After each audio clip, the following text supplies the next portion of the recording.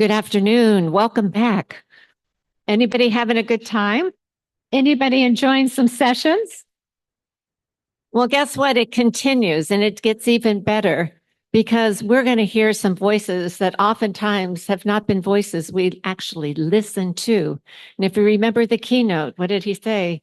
It's about listening and really seeking to learn and understand. I am delighted to turn this over to a good friend, a colleague, a rock star in my estimation. This is Carol Silver Elliott, President and CEO of Jewish Home Family. We have been delighted to work with Carol and her esteemed colleagues at Jewish Home Family. And more than that, Carol has been the former board chair for Leading Age National. She's a change maker and she's an excellent writer. And she is somebody that is going to be, I believe, an excellent facilitator of this exciting panel discussion. Carol, over to you. Thank you, Susan. Good afternoon, everyone. Okay, I'm just going to leave and we'll start over. Good afternoon, everyone. Oh, that was so much better. So let me tell you what this afternoon is all about. The Impact Intensive is a longer program. It's a 90-minute program where we have the opportunity to hear from several different presenters. Between their presentations, we'll have a chance, we'll have about 8 minutes, because we're going to be timing, to have some discussion and try to synthesize some of the elements of what they have said and what we know and what we've learned throughout the course of yesterday and today's sessions. And each of our panelists have a very different story to tell and different information to present. And by the time we get to the end, where we'll have a little more time, I hope that we will see things perhaps in unique and different ways and have an opportunity to reflect on some of the opportunities that exist in our field. So I'm excited to be a part of this, excited to have all of you here today. And we're going to begin with our first two panelists down here to my left. We have Joe Bollinger and we have Lori Smetanka. Joe is an elder who lives at Manchester Rehab. He is kind enough to join us here today. And Lori is the executive director of the Consumer Voice for Quality Long-Term Care. Lori and Joe, please take it away.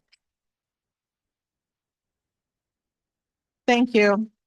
Thanks for having us here. So we're really excited at the Consumer Voice to be celebrating our 50th anniversary of operation. And it's hard to believe that that much time has passed. I haven't been there the whole time, although I've been there quite a long time. But, interestingly, the Consumer Voice, which is a national advocacy organization, we work with and on behalf of people who receive long-term care and services, and we work to promote quality care and quality of life and protection of rights for those individuals. Consumer Voice was actually formed at a nursing home association conference back in 1975, and it was formed to really highlight the consumer perspective about what conditions were like and what a resident's experience was in a nursing home at that time.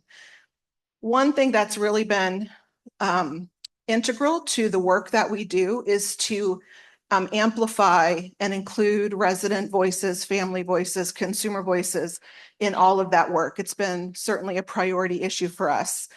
So, for example, we have always had residents and or family members that have been on our board of directors and our leadership council, which is the policy arm of our governance board. They provide input on various issues that we have. They help develop our policy agenda. They assist with the governance of the organization. And it's really critical in order to have that perspective as we're planning out the work that we do, and also as we prioritize the issues that we work on. So from the beginning, our work has really been to empower residents and families that are in the pursuit of quality long-term care. And, certainly while I have really appreciated the platforms that I've been given to help raise that perspective on the various issues that we work on, there is never a better person who can speak on behalf of residents than the person who's having the experience themselves and receiving services. And so we'd like to welcome Joe here with us too. So Joe, you live in a nursing home here in the St. Louis area. And so how long have you been a resident in the nursing home? Since October 2015. So just generally, so 10 years almost, you've lived there. So generally talk about what your experience has been living in a nursing home. Well, like a lot of nursing home residents, I never wanted to be in one, but medical issues led me to be having to be in one, and just needed the care. But in 7 years, found out that care was pretty bad. And it was a for-profit skilled care nursing home. Some of the care was excellent, some of it was bad. But in 7 years of dealing with a pretty mean administrator, it's almost seamless. She went out of her way to make things miserable for the residents and employees. And I've met a lot of great administrators out here, but this just one was just whoo, something else. Anyway, I decided to get into advocating for the elderly, and I like to call it defending the defenseless. And some of the employees I've met are very good friends to this day. So, one of the important things that, we've talked about as we were preparing for this is, and one of the charges that we've been asked to talk about is how you do advocate for others and how you amplify your own voice, the voices of residents in your facilities. How do you make your voice heard or feel comfortable speaking out? Well, here's how it's supposed to happen. It's supposed to happen through care plan meetings, resident council meetings, speaking with the ombudsman, and speaking with DHSS surveyors, but without fear of retribution from nursing home management. But that's the problem, is I've become a lightning rod for speaking up. Boy, when I speak up, boy, I get the hammer down. And what do you mean by that? Well, we've been told that you've been doing this and that and that, and all of a sudden I get a behavioral health contract stuck in my face, and that's step one to an eviction. And every nursing home resident who's afraid to speak up or is afraid of being evicted, because they can just, management can pull out any kind of excuse to say, you know what, you're no longer welcome at this home. You have 30-day notice. They can tell the state, you know what, they've been doing this and that and that. And the state can say, well, okay, well, the paperwork's in order. Out you go. So for raising some of the concerns and trying to amplify your voice to try to raise issues and work on improvements, you've essentially in some places have been threatened with retribution or with a potential eviction. Yeah, and I get complaints from other residents and families who are afraid to speak up for fear of retribution. And families are like, well, I'm afraid to speak up, and the care might actually get worse. We hear that a lot from people who are afraid to speak up when they have concerns. So, you talked about some of the ways that you have helped to raise your voice by connecting with others. Who are some of the other folks that you have connected with that have helped you with some of the issues that you've had? Well, in the St. Louis area, Voice is our local ombudsman group that works with Medicaid and it's Medicare, but Voice, our ombudsman, Kayla, who's sitting over here, she's ombudsman for our area. And anytime I have an issue, I'll call Voice and they might send Kayla or someone else my way, and Kayla can kind of intervene. And I noticed when I talk to a DHSS surveyor or ombudsman, the nursing home ends up walking on eggshells around you, and they're more careful about the treatment. So I really encourage nursing home residents and families to get in contact with your ombudsman, and when you can, try to talk to a DHSS surveyor through the elder abuse hotline if necessary, and usually that helps. You also talked about the importance of developing relationships with the staff and the administration, and you've said you've even developed relationships with people at the corporate level of some of the nursing homes you've lived in. Yes. And so talk about the importance of those relationships. Well, the nursing home I live at now, they got a great corporate team, and I talked to the president and I talked to the people that work for him, and it's just great to be able to talk with them one-on-one. Joe, how's it going? How is everything? And I can say, well, this is going this way, this is going that way. And it's great to finally have that voice. So when the corporate gets involved and they really want to do the right thing, that feels really good. Unfortunately, that's not always the case though. But when it is the case, that's awesome. Have you worked through the resident council? I have. And what's been your experience working with the resident council? Well, at the last nursing home I was at, the activities director was in cahoots with the administrator. So it's got to the point where people were afraid to speak up because as soon as you voiced it at a resident council meeting, you know, it went straight to the administrator.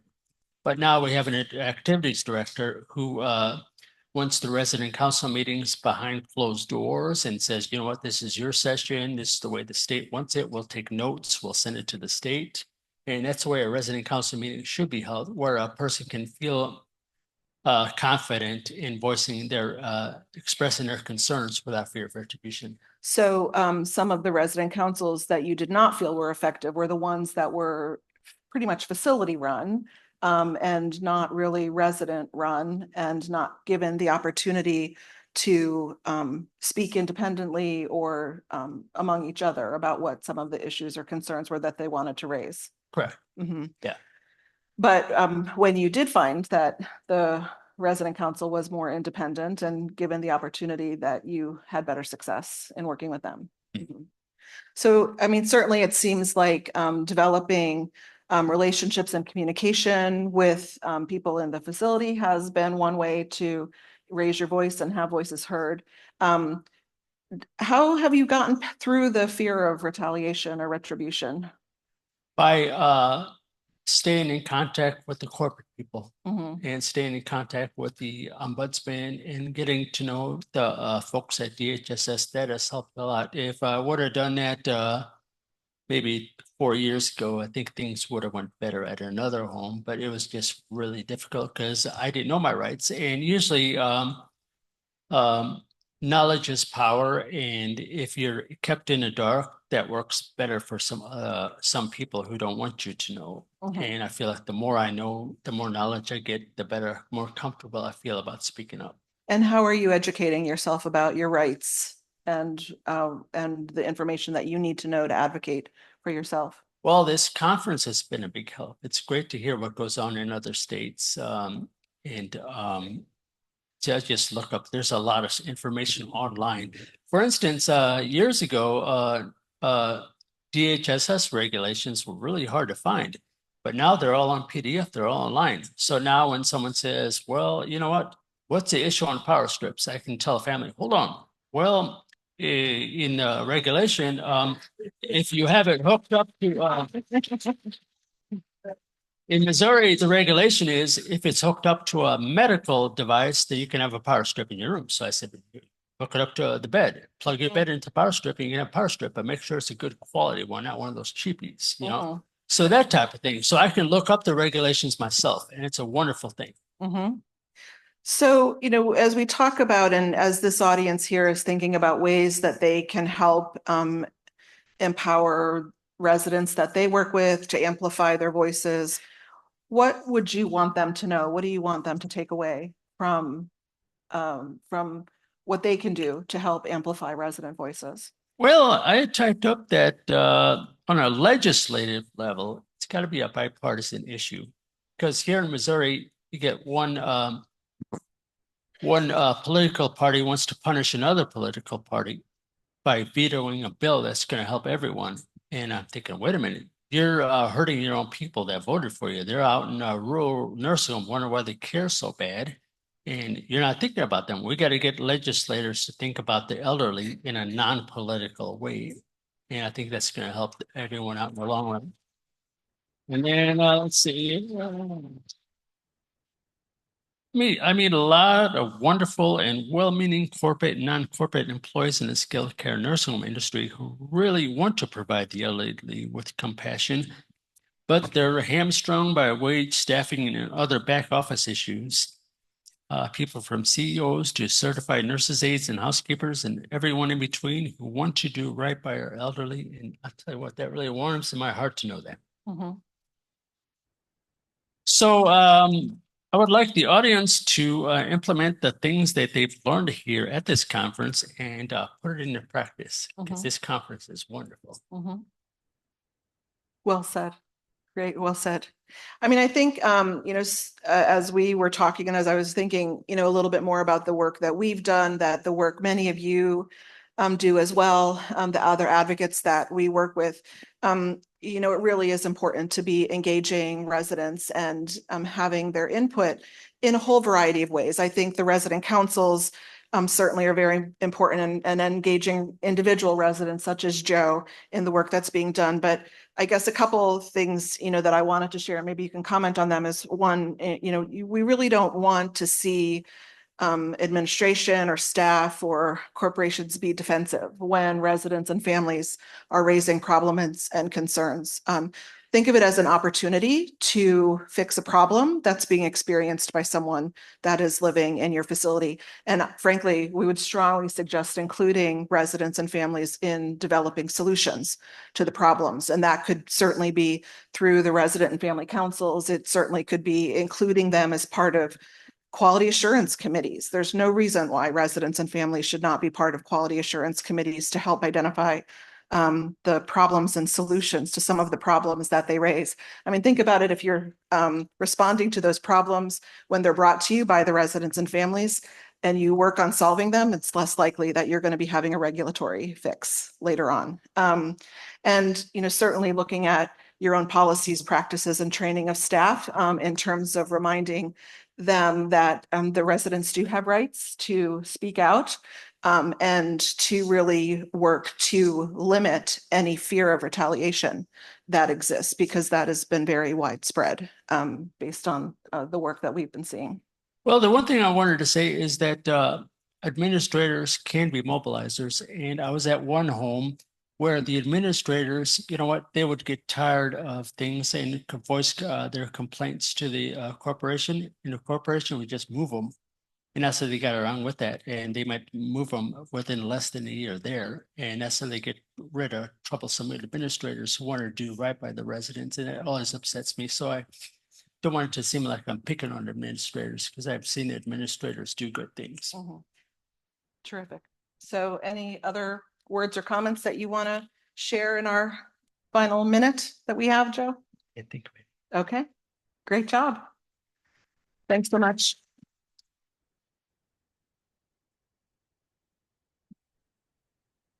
Thank you, Joe and Lori. I had a lot of reactions while I was listening to you, and I will say, as someone who has spent a lot of years in nonprofit healthcare, both in acute care and particularly in long-term care, your words really hurt my heart, because no one should feel that they're in a position where there is retribution or no one is listening, and that there is some philosophy in place that says, let's penalize the person who raises their voice. And I will tell you with 100% assurance that the people who chose to sit in this room today are not those people. These are the people who say we are doing work that is not resident-centered or elder-centered. It is elder-directed. And I am certain that you say that as we say that in our organization every single day. Am I right? Yes? But unfortunately, we also know that there are bad actors out there. And I think what I find so disturbing is that there's a lumping together of everyone who works in elder care as we're all the same. And we're not all the same. And I will also tell you, Joe, if you ever want to live in New Jersey, I promise we will make a wonderful home for you there. But it's so important to listen to the voice of the elders. It's important to listen to the voice of the families. It's critical to listen to the voice of our staff. And that when there is an issue, and Ari and Eric will say this, the two most important things we can ever say, the two most important words are, I'm sorry. I'm sorry this happened to you. I'm sorry we have an issue here, and let's figure out how to fix it. But being defensive and taking things out on you as an elder is appalling. And I am terribly sorry that you've been in that situation. But we have an opportunity now for you not to listen to me give you my feedback, but for you to provide some feedback or ask some questions of Joe and Lori. Anyone have a question or a comment? We have a few minutes for that. This is not a quiet group. Come on, guys. Direct it towards Joe. So if you could, oh, thank you. If you could, even if it's a little small thing, what's one thing someone has done for you? It doesn't matter what it is that made you feel more comfortable. Well, I have to tell you, it's when the aides go out of the way for you. The certified nurses, the aides, we just call them aides. Or when you get a really compassionate nurse that's really super duper busy and just really backed up on work, but they still make time for you. That really makes me feel wonderful. Great question. Not really a question, more of a comment or a thank you card. Thank you to all of you for offering your expertise and your experiences here today. Especially thank you to Joe. I work here in St. Louis in the Department of Health and Senior Services. I've been involved on multiple enforcement cases, some of which Joe was a part of, some of which Joe was not at all a part of. But even earlier this spring, we did a survey out at Manchester. Anytime I'm out at Manchester, whether it involves Joe or not, I can't speak for everyone in my office, but when I go into Manchester, I check in with Joe and I say, hey, I've got this complaint about XYZ. You been hearing anything about that? And sometimes Joe will have something and sometimes he won't. But either way, when I go there, I know that Joe's always got a pulse on what's going on. And so I won't speak for the entire office, but I can say for myself without reservation or hesitation that Joe is definitely a boon or a bonus for the residents that live in his facility.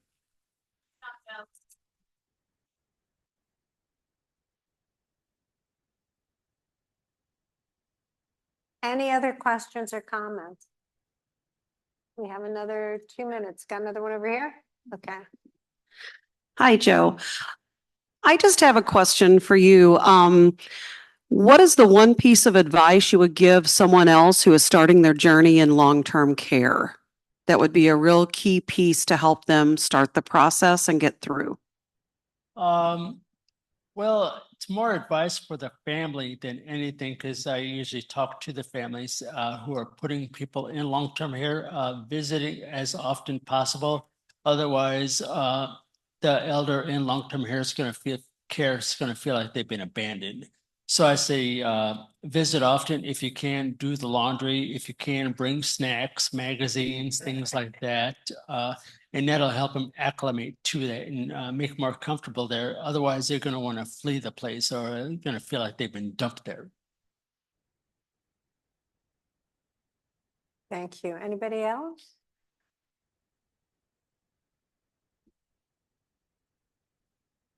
Hey, I will tell you the most effective thing I ever did was move my mother-in-law in to the organization where I worked. And let me tell you, I knew everything that was going on about everyone, stuff I didn't necessarily need to know, from this person had a problem with this to it's so-and-so's birthday and you should come over and say happy birthday. So that's a word of advice. If you ever want an inside scoop, bring your family member along. Okay. We are moving on to our second group of speakers. We have Lori Porter here and Sheena Bumpus. Sheena is a CNA. She's been a CNA for 20 years and she's from Wilkins Health and Rehab in Durkin, Oklahoma. So she came a long way to be with us today. Thank you. And Lori is the CEO and co-founder of the National Association of Healthcare Assistants. Lori and Sheena. Thank you very much. Is your mic on? Hello? Did you push a button? You shouldn't have to. You're on. Just put it up to your mouth, sweetheart.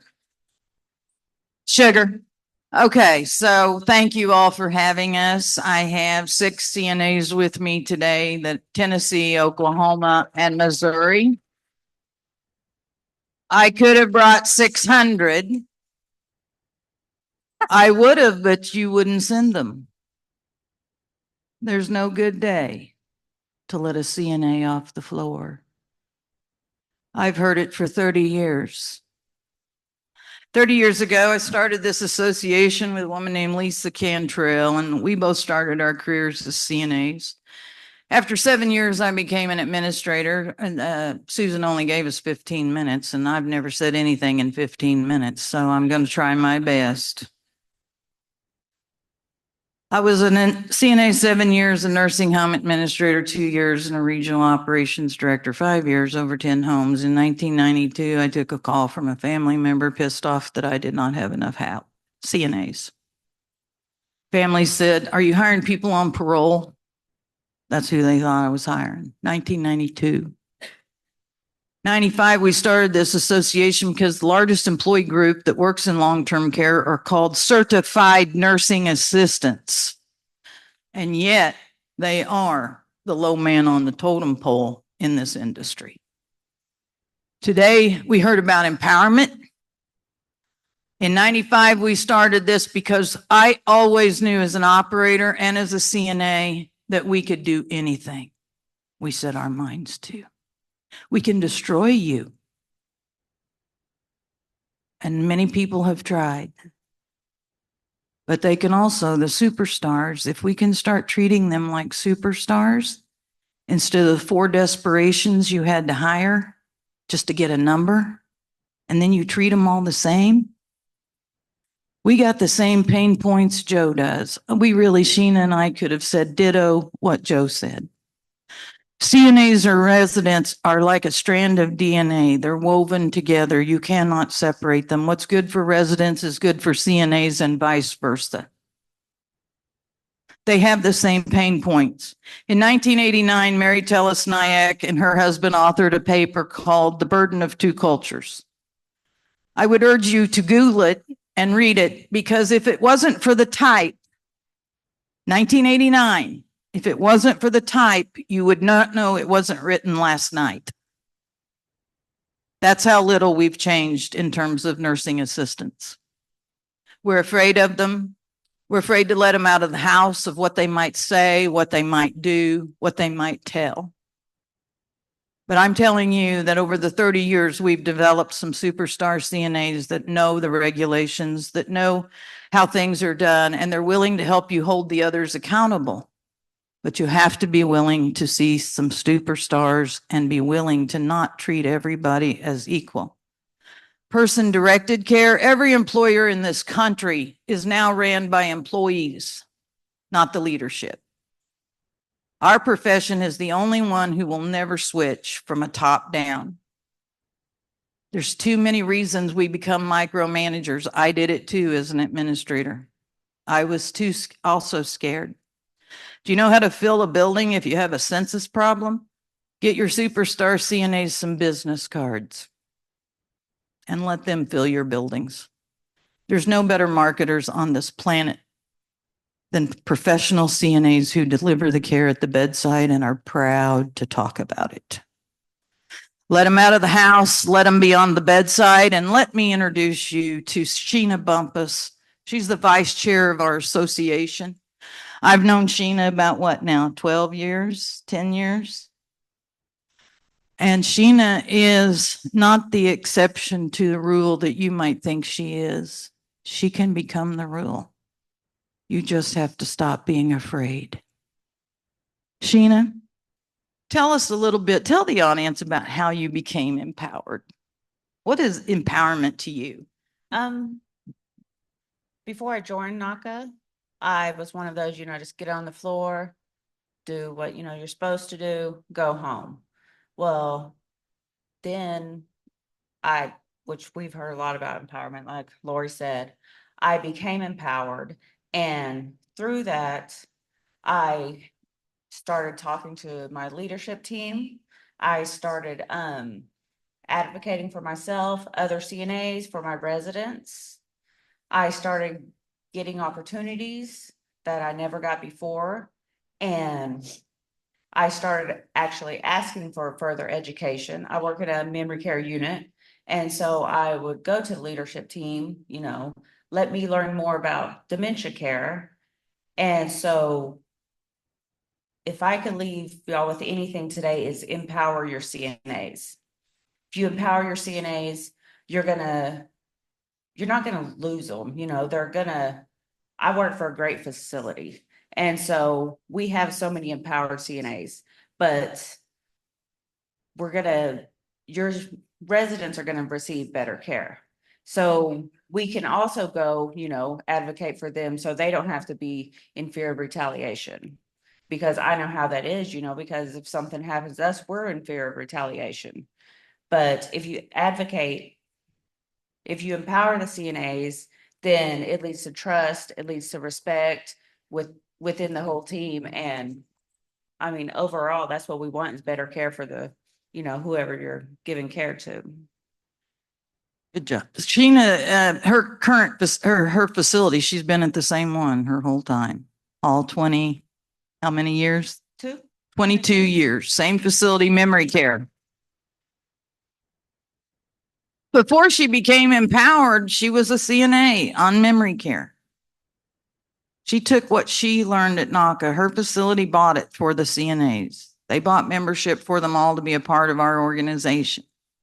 A lot of buildings did in Oklahoma. We were part of a Focus on Excellence Pay for Performance program.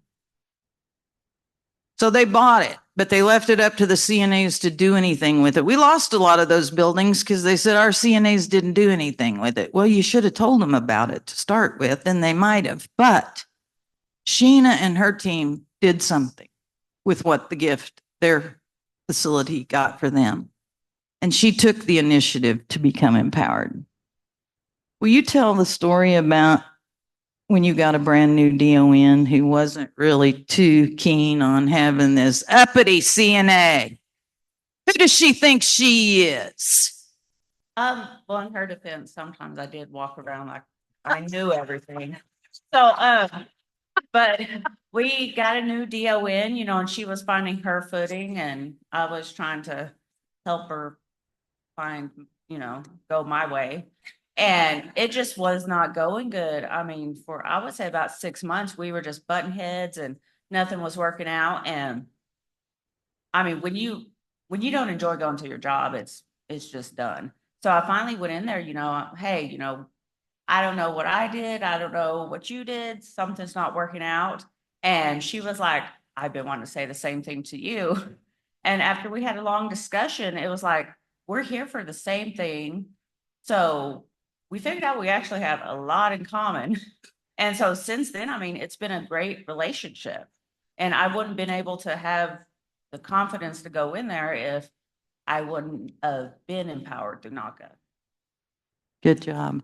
And that's what, you know, CNAs need to find a way to stand up for themselves. It don't always have to be ugly. I was written up twice for my negative attitude when I was a CNA because I didn't know how to professionally advocate for myself and my team. I was the one that appeared at the DON's office.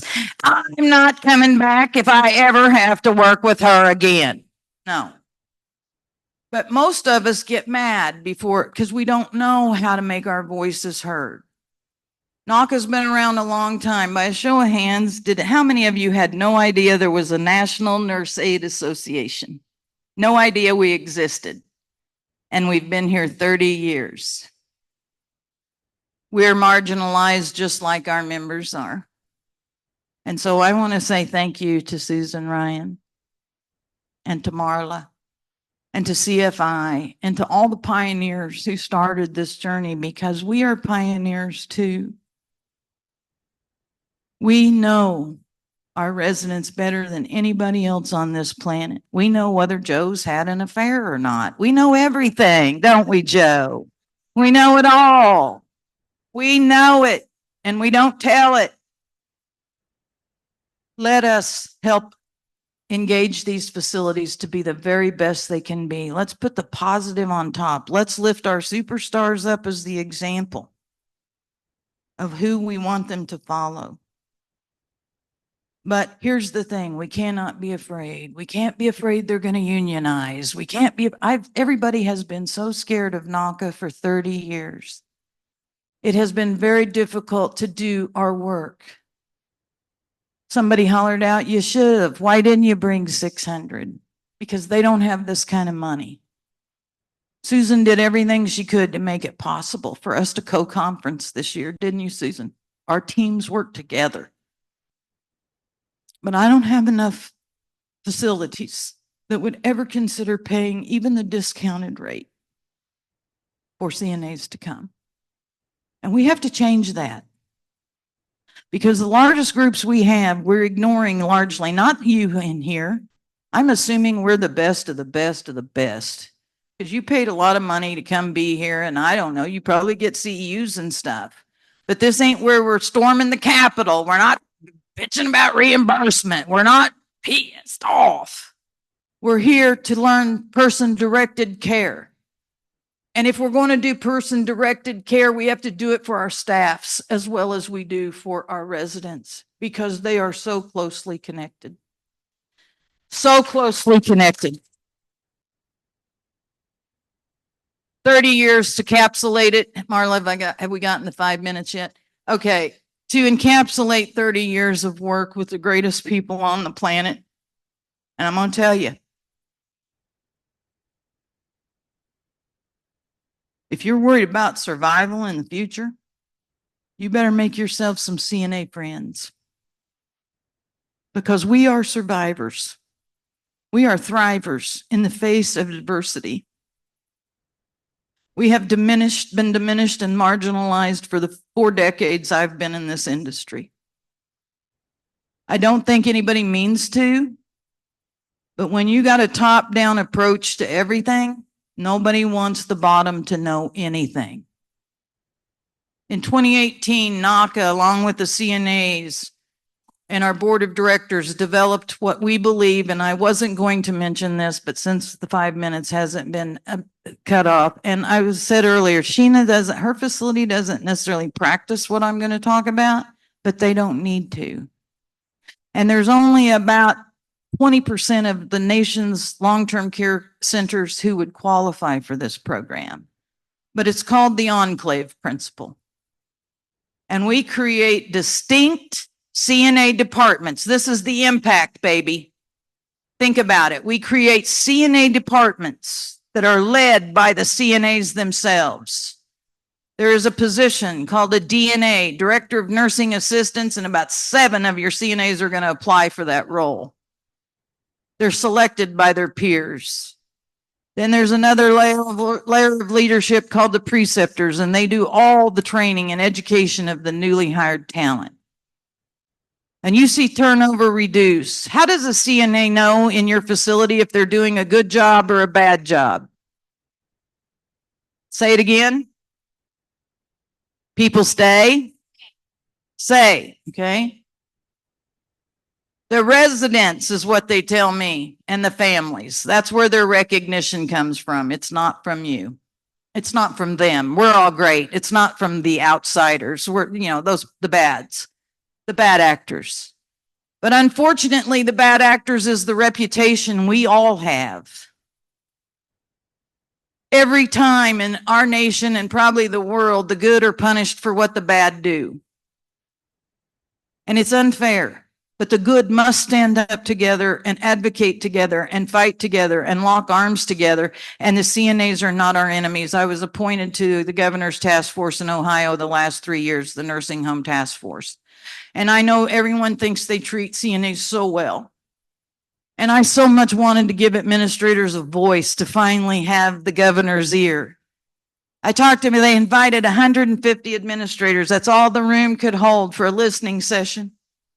And I was excited, except for I left there so depressed. 150 administrators took an hour to tell the task force how terrible nurse aides are. All they want's a gas card.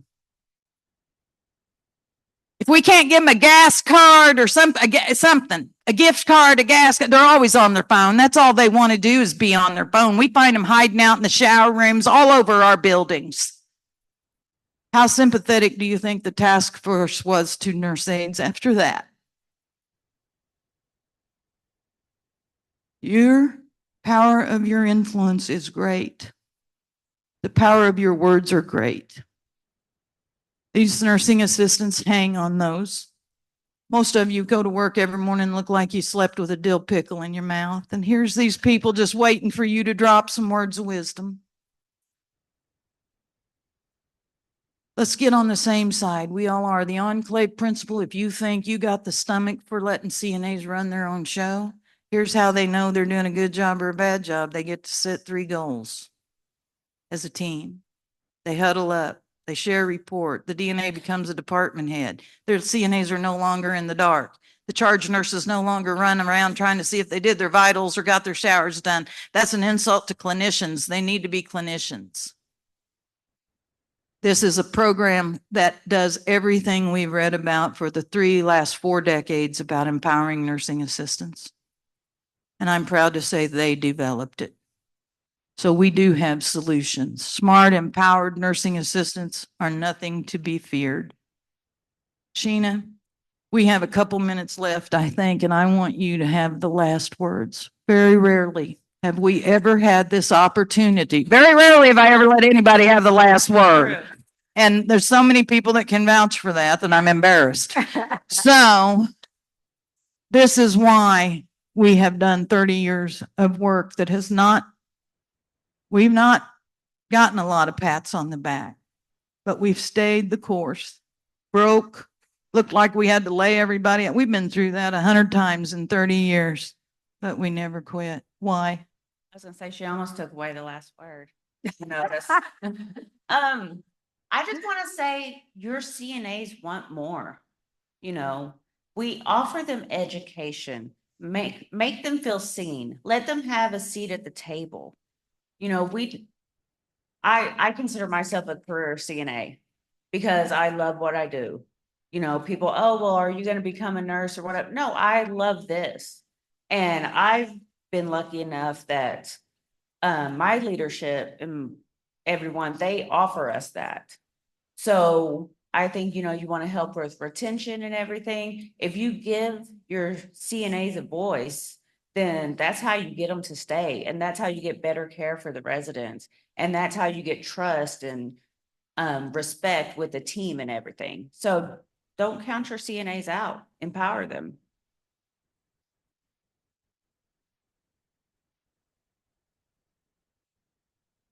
Oh, this is my little family.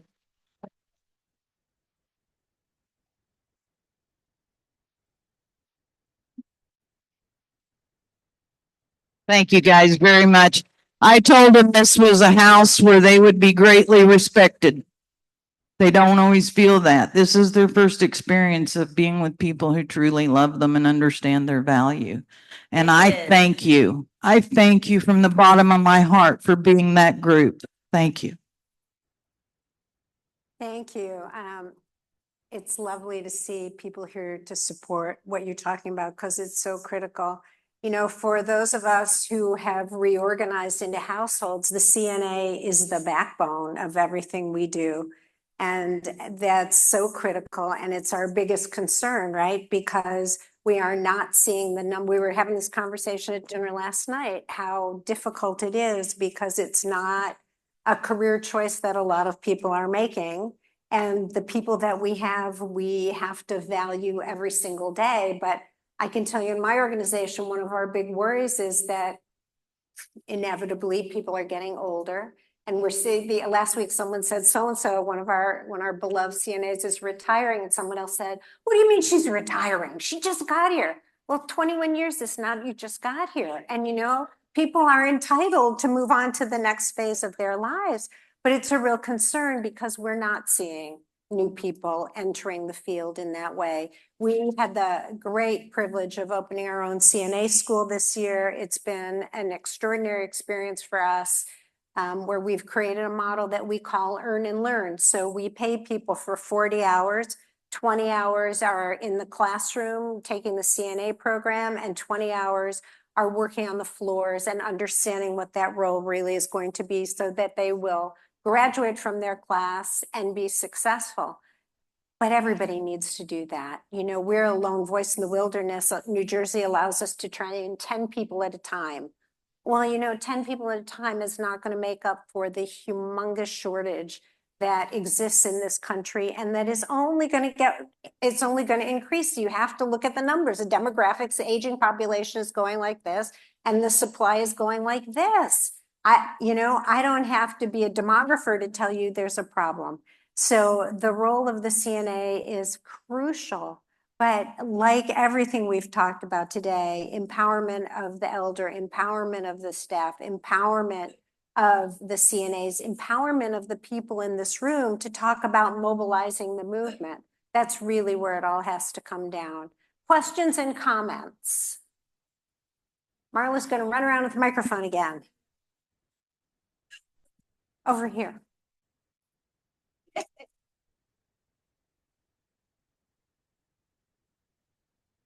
Okay, so I have a question from nursing assistant to nursing assistant. What do you think could be done to get more quality people to work as nursing assistants? That is something, you know, we've been talking about for a long time. I think, first of all, education before they, you know, get, a lot of times, you know, they just come on the floor and they're hired and they haven't really been educated. Through education, NACA is great. I think NACA should be in every facility. I mean, that just makes a huge change.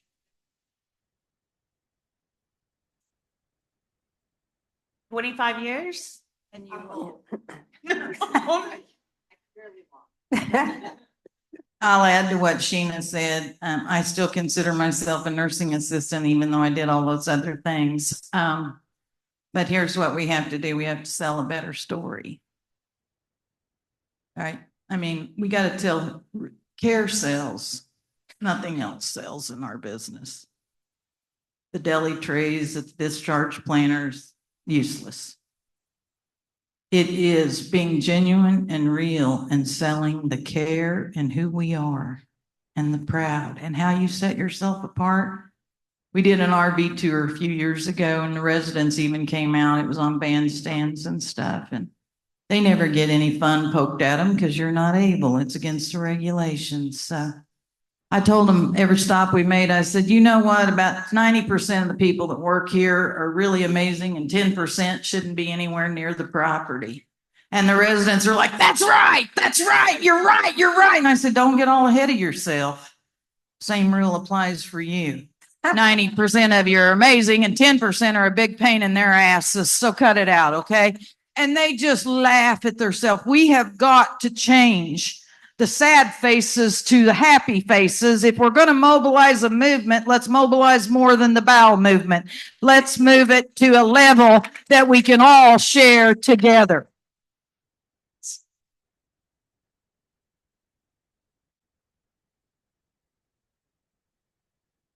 Or for some comment that I've made to try to get someone to that.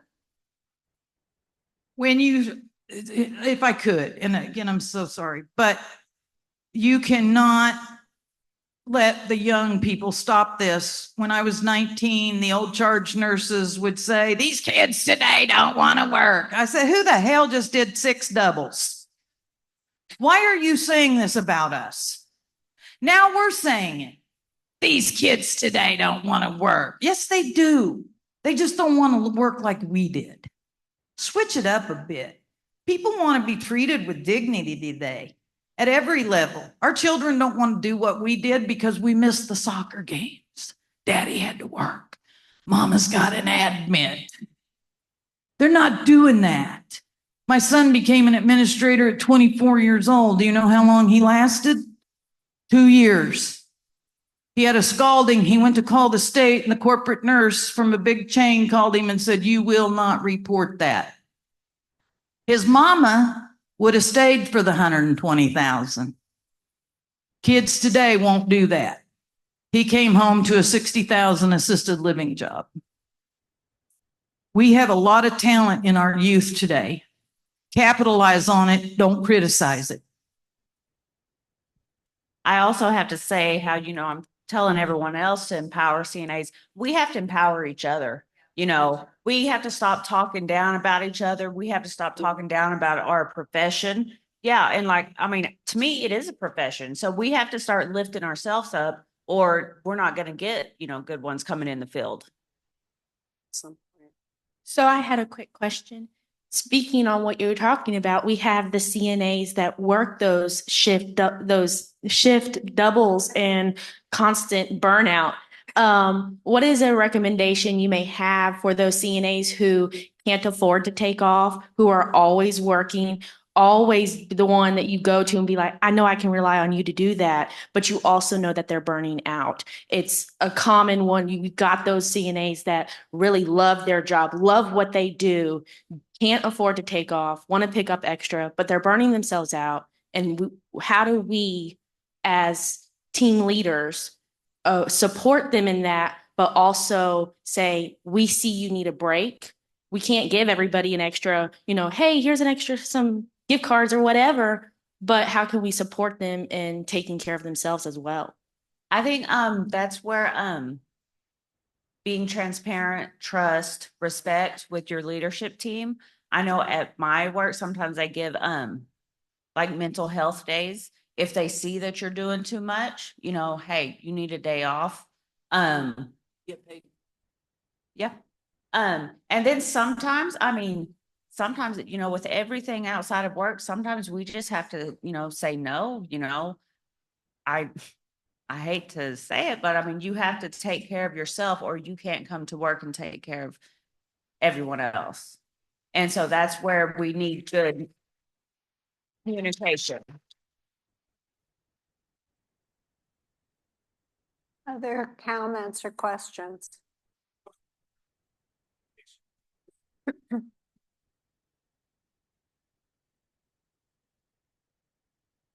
My name is James West. I'm from Lander, Wyoming, and I've worked at a long-term care facility known as the Wyoming Life Resource Center for 25 years now. I started there right out of high school, came from a pretty broke family. College wasn't an option. Cares where it was at. I bet there's a lot of CNAs in this room and outside this room that have very similar stories.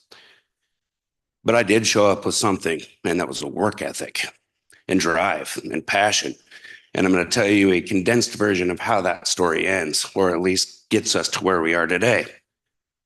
So at said facility, I put 19 years in as a CNA.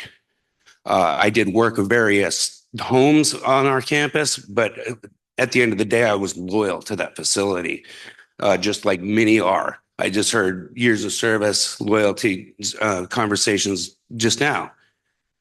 So fast forward to a couple of years ago, we're hiring for an ICF administrator position.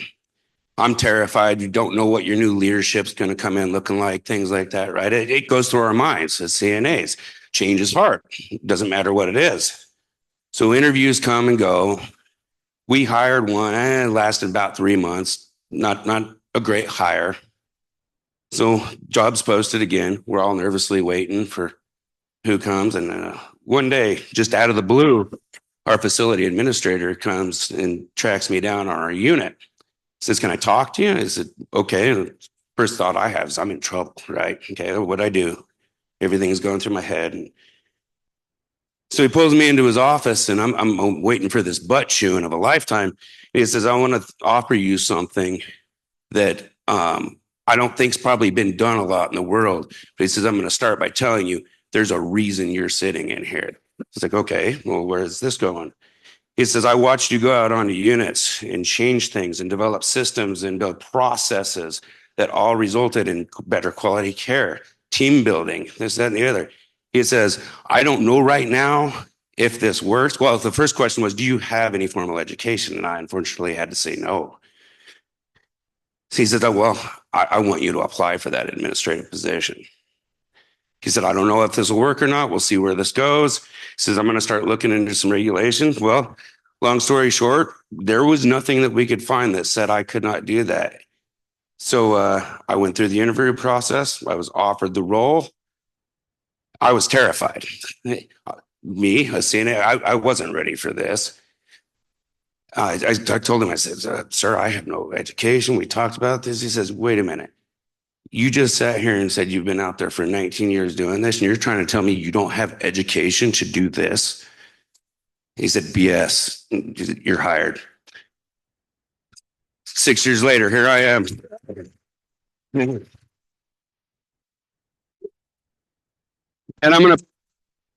thank you. I'm going to put somebody else on the spot. So that administrator changed my life. And I'm sure there's administrators in here that somehow, some way could do the same. And I'm going to show the example of why we should think outside the box, change the status quo. I'm going to introduce our new facility administrator, Carrie, if you'll stand up, please. And I'm going to put her on the spot because Carrie's only a couple of weeks old into this role. And I'm going to ask you something, Carrie. When you have questions about everything that you need to know about that campus, who do you come talk to? I talked to you, James.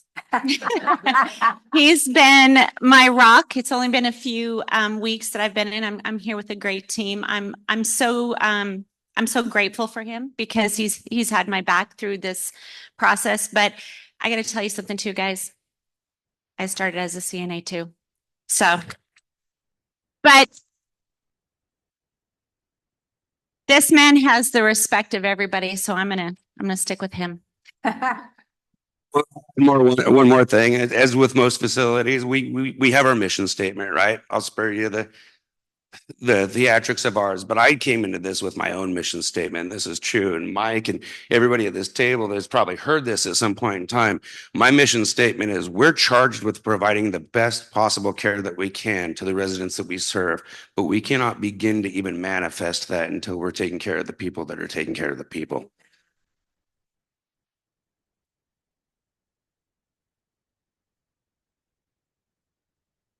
We got time for one more quick comment or question before we move on to our last presenter.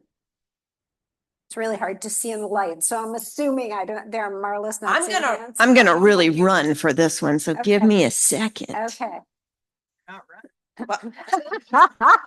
Just observing, right? Running in heels.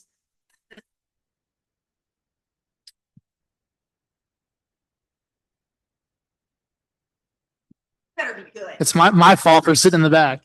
I just want to make a quick plug for the CNA preceptor program. We did have an opportunity to roll that out in our community this year through our QIO Constellation Health. We trained 6, I believe, as preceptors. Not all of them are still with us, unfortunately, but we have noticed an impact. Having quality training, consistent training of new hires makes them more prepared and better equipped to have success in the short term and the long term. So thanks for that program. Definitely recommend it. Thank you for taking that program and using. Okay, we're going to move to our last presenter. We're going to shift gears yet again. You're going to speak from up here, right, Bill? Bill Kincaid is the board chair of the Village to Village Network, and he's going to talk a little bit about a different approach, providing elder care in a different kind of setting. Thanks so much. It's a delight to be here. And I'm really kind of a change of pace. We've been talking about residents of facilities, the workforce in facilities, the management of facilities. I want to talk a little bit about the community, the people who aren't in institutions, who live out in the communities that we all live in. And I'm going to talk a little bit about villages, the whole village concept, and the village to village network. Let's see, advance the slide. Oh, there's. So I want to talk a little bit about the words that have been used to describe what I used to call, when I was an intern, the elder space, people who were older and in advanced years in our community. I was an intern and a resident way back in the 70s.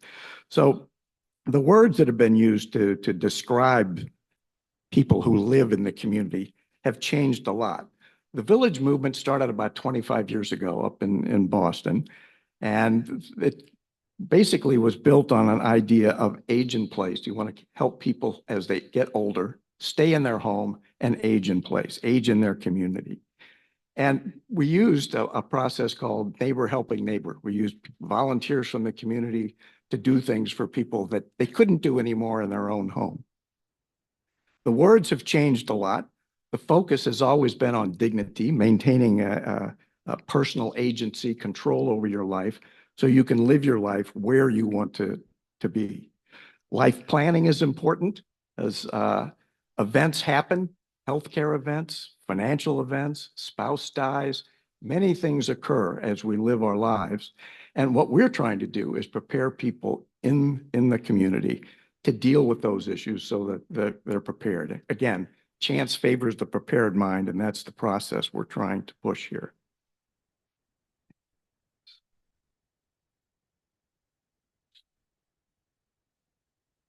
So the history of the village movement, as I mentioned, goes back about 25 years. There was a very early growth phase.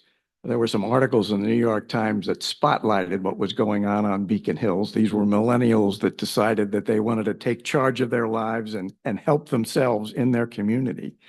And after that, there was a huge number of individuals that wanted to start up villages all over the country. A group called Capital Impact Partners helped that process and took over the process.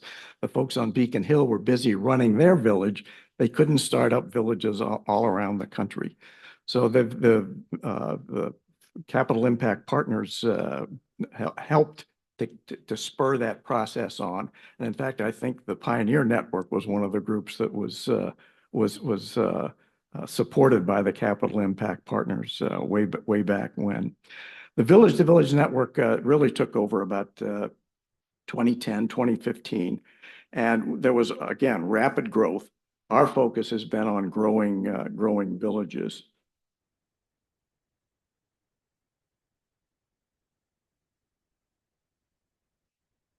So the characteristics of villages are they are local, self-governed, trusted nonprofit organizations that help older individuals age in place.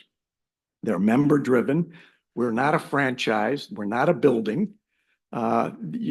Villages kind of spring spontaneously from the communities that they reside in. Most of them have a defined footprint, and they serve basically as a way of providing services and seeking services for the individuals in their footprint.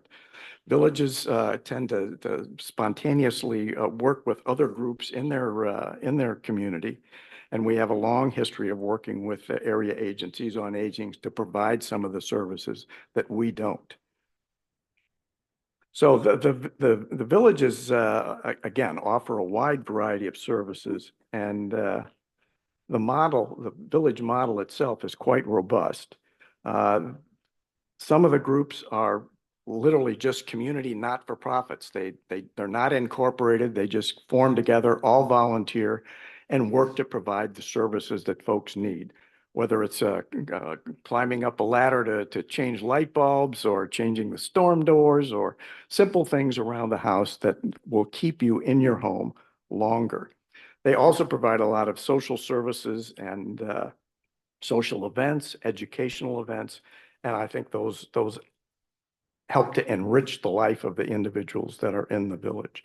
So the model is quite robust. Some are sponsored, some are from a healthcare group says, well, we have a large population in our community. We want to start up a village to help to the public relations and the outreach into the community. Some of the local governments have done this. There's a village in Fairfax, Virginia, that is actually sponsored by the local city government. They hire the executive director who directs the services for the local individuals. And some are hub and spokes where there's one business unit and then smaller units that occur out in the community. So the village movement is made up of both the volunteers and the villagers, the individuals that belong to the village. There's as I mentioned earlier, a variety of business models. There are regional organizations. There's one in the District of Columbia area called WAVE, the Washington Area Village Exchange, and it represents villages that are in Virginia, the district, and in the state of Maryland. There are a number of state organizations. Village Movement California and the District of Columbia has a group. There are 13 villages in the District of Columbia. And we're trying to get many of the states to form groups as well. Pennsylvania has met. All the villages in Pennsylvania have met. Massachusetts, there's about 35 villages up there. Maryland, Virginia, Florida, when we're trying to get the villages to work together and advocate for the villages at both the local and the state level. So the Village to Village Network, we're the national organization, and we represent the villages in a variety of different spheres. We'll talk a little bit about that in a couple of minutes. And also, there are a lot of local business partners that help. There are two main web-based systems that kind of fuel the village and allow the villages to link volunteers with the members that need the services. And those are extremely helpful for streamlining the process for villages.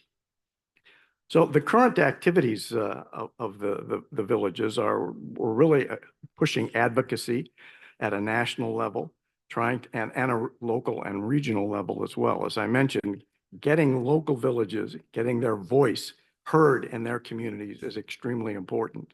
I was a local health officer. In fact, I ran the Department of Health and Hospitals here in the city of St. Louis a number of years ago. And I thought I was a local health officer, but there are 80 neighborhoods in the city of St. Louis. And that's where the voices come from. It's not the local health department that's important. It's the local voices and the local communities that are really important. So many of the villages are in fact neighborhood based, and I think that adds a lot to the voice of villages. There are a lot of changes that are going to need to occur over the next 20 or 30 years as we deal with the demographic shift that's coming down the road. It's going to impact you. It's going to impact us at a community level, and working together to deal with those issues is going to be extremely important. Someone mentioned at one of the presentations earlier that the population that is currently in assisted living 20 years ago, that was the nursing home level of care. So the severity has been bumped up. So all of us are going to feel the pressure of this demographic change, and we need to deal with issues. We're trying to deal with the issue at a community level to empower people and so they understand what's coming down the road. So I think the base that we're using and this issue of advocacy is extremely important, particularly in the unfortunate political environment we find ourselves, where incredible cuts are being made to services that are going to impact not only you, but impact people that live in the community. So dealing with these issues, we think, is extremely important. So advocacy is key for us at a local and regional and state level as well. So research is one of the other things that the network has begun to deal with. We got a grant from the Patient-Centered Outcome Research Institute to look at how we can get villagers, the individuals that live in villages, more interested and capable of doing the kind of outcome research that we need. We talk as villagers about we help people stay in their home, but we really don't know who the comparative group is. So we don't have the kind of information that collects how many villagers are staying in their home versus the general population. That's the kind of research that we really need to be looking at. The results of that grant, the PCORI grant, are on the website villagesresearch.org. A lot of the information is there. We're currently involved in one additional step of research. We're doing a census of all villages, not just the ones that belong to Village Network, but ones that are all over the country. There are probably about 30 or 40 villages that we know of that have never belonged to the Village Network. We want to find out what the network looks like now. How are you governed? How are you partnering with the agencies in your community? What are your local needs? That will enable us to better help the villages as we mentor them. So the major reason for the Village to Village movement, as I mentioned, is mentoring villages, the villages that are starting up, also reinforcing the villages that are already existing, and also partnering and networking with other agencies and other community-based organizations, because I think the voice of community-based organizations is really important. Again, being able to speak up for the issues that you see where you are is extremely important for us as we try to develop a system that is much more age-friendly in the future. So where are we going to find these partnerships? Well, I think medical care, health, hospitals, Advantage Medical and Medicaid or Medicare Advantage plans, I think are one potential partner. Government is extremely important, local, state, and federal governments, philanthropic organizations, because I don't think villages are going to be able to survive with the funding that we currently are able to generate. So looking for outside help is important. Housing, I think, is important, whether it's a CCRC, nursing home, missing middle. You know, when you begin with a village, you might be 65 years old and just retired. 10 years later, you're 75 and it's more difficult to live independently. So you're looking around, do I need a CCRC? You know, what are the facilities that I need? So making sure that our villagers know what the options are so they can do appropriate planning, we think is extremely important. The business community is another place we can look for help. Research partners, we currently are working with the folks at Rutgers University. They have a hub on aging there in the Division of Social Work, and they're helping us a lot to develop the infrastructure we need to push this process forward. The other thing we're trying to do is work with home and community-based providers because we think they are our natural partners. I went to a meeting up in Rockville last year, and it was individuals that were in healthcare systems that were trying to develop complex plans for people with complex medical problems. And they would spend an hour in the office with a social worker and physical therapist and a team to try to come up with a care plan for individuals. But you're only in the office for an hour. If you go to see the doctor every 3 months, there's 2,500 hours where you're in the community. How are we going to execute these plans in the community unless the community understands those plans and can provide some of those services, whether it's physical exercise or mental exercise or ways to fight isolation? All of those things I think are extremely important. So let's see, here's my contact information. And one final thing I wanted to mention is the kinds of areas that villages I think need to work to develop a skill level. Falls prevention is a huge problem in the United States. I think it's a $60 billion a year business. 25% of people who don't live in an institution fall if they're over 65, 25%. So that's 32,000 deaths each year are a result of falls. ERs see 3 million older adults with falls every year. So it's a major cause of ending up in the emergency room. It's probably the #1 cause of EMS calls. If you ask your EMS folks, it's not heart attacks. People go out because somebody fell down. So if we can do some things to make people stronger, exercise, improve their balance, we're going to have many fewer falls. So we're trying to work with villages to build their capacity to do those kinds of things at a local level. We think that the closer you are to the individuals you serve, the more leverage you have to influence their life and keep them healthier throughout their life. Respite care is another natural. Many individuals, when they go into a hospital and transition back home, need some extra care. Sometimes it can take weeks or months. And if there's a caregiver at home that's providing those services, one of the things the village can do is step in for respite care, whether the problem is cognitive decline or some other long-term medical care. Those are the things that we can do because we're close to the individual. We're not across town, we're literally across the street. So those are the kind of services that we think are important as we move forward to help keep people living in the community, keep them healthier longer. Because if we start building facilities today for long-term care or nursing homes or memory units, there isn't enough money to keep pace with the changes that we're going to be seeing over the next 20 years. So working together in the real world and out in the community, in institutions, whether it's hospital, nursing home, long-term care, all of those services need to start thinking about what is the national plan? What do we need? But the national plan is going to be executed in every community across this country. So it's your voice working with people and other home-based and community service organizations. They're going to influence this process and develop the infrastructure that we need, not just the people and the relationships, but the staffing and the training for people. CNAs, I think, are one area. We need a lot more people at the community level who understand how to knit people to services, to keep them in their home as long as we can, as long as it's safe to keep them there.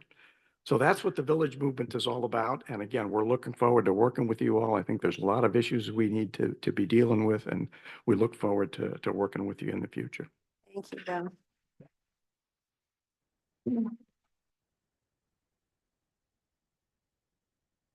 So I was sitting here sort of putting together all the pieces we've heard this afternoon. I was thinking about the things that we know for certain to be true. One is that we know that we have an enormous increase in the aging population, right? It's the aging population is coming at our healthcare systems and our social systems like a runaway freight train. We know that every single one of us in this room is aging because that's just a fact of reality from the moment you draw your first breath.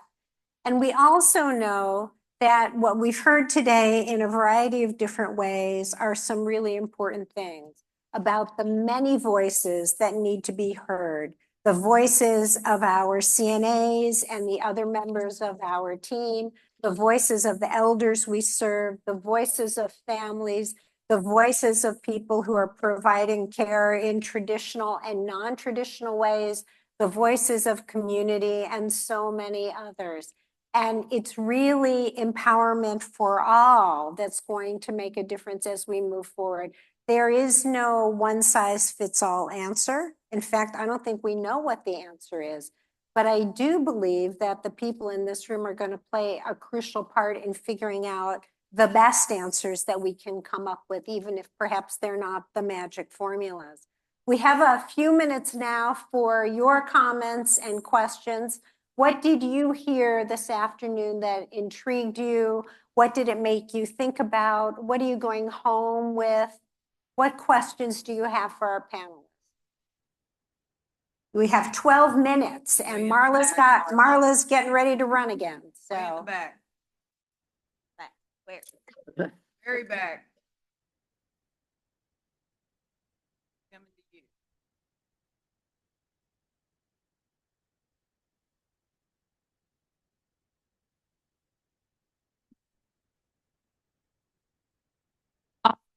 I just had like an aha moment of when Bill was speaking about the villages. We have been so fragmented in our care for older adults. You know, it's like residential is over here, home care is over here. And it seems like just a natural marriage to have coordination in between the village and between all of us who are providers of residential care. I worked as an administrator of short-term rehab in the skilled care for a long time. We had a very large program, and I felt like our role was to get people to go home. Our role was to keep them as independent as possible. And I'm thinking if there was more of a relationship, more collaboration between groups like the villages and our places, you know, it would all work better. I happen to be involved with 2 villages. I'm a member of one in DC, and I'm working collaboratively with one in Chicago. They're very different from each other, very, very different. But what an incredible group of people for us to partner with. That's just my thought. That's on great. that. Thank you. Did you want to comment on that at all, Bill?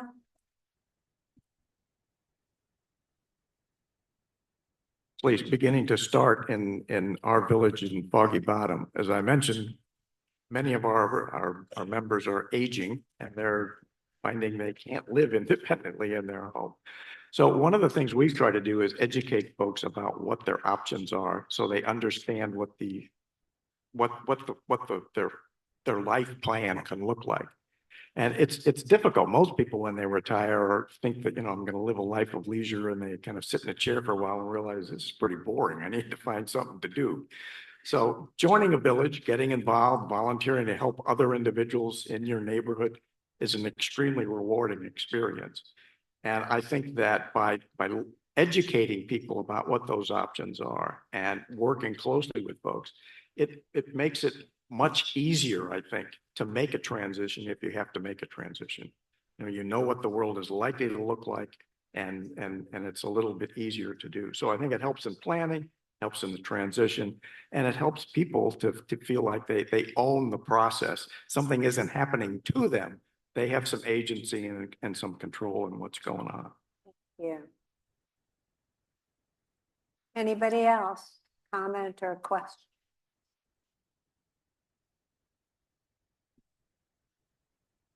Hard for me to see from up here. Any other hands? Okay, well, please join me in thanking our panelists.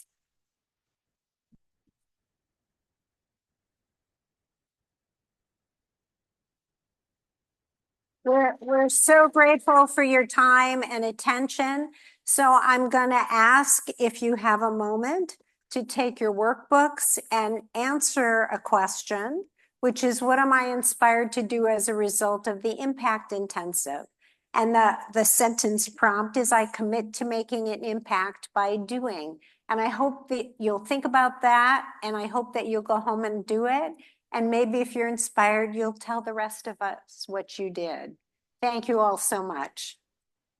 Right up here, a couple of people that are really pretty special to me. Outstanding leaders that are here to shed light on a topic that affects us all, the vital role of sleep. That's sleep, supporting longevity, performance, and overall well-being. Please join me in welcoming Dr. Carol McKinley, CEO and President of Simpson Senior Services. And let's just call him George K. with the cowboy hat, who is Vice President of Sales at AMBA. AMBA is our sponsor for the tech panel that will start at 4:15. But together, I want you to first listen. They're going to explore how better sleep isn't just about rest. It's about living better, staying sharp, and thriving at every stage of life. And I just have to say, it was at a conference in May that I met Carol, and I met Deb Lee, a co-founder of AMBA. It was a conference. It was networking. It was at a dinner. That's what these conferences are about, is to network. And it's just amazing to me, the people that you meet. So delightful for the AMBA sponsorship, and delightful, certainly, Carol, for our partnership. So welcome.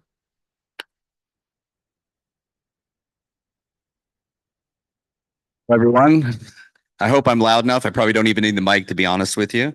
I was told by my director, Deb, in her perfect English accent, to bring the energy because everyone's probably tired. And she also said, don't muck it up. So that's pretty much what I'm going to do my best not to do. We're going to do a little bit. First off, I'm honored to be on with Dr. McKinley.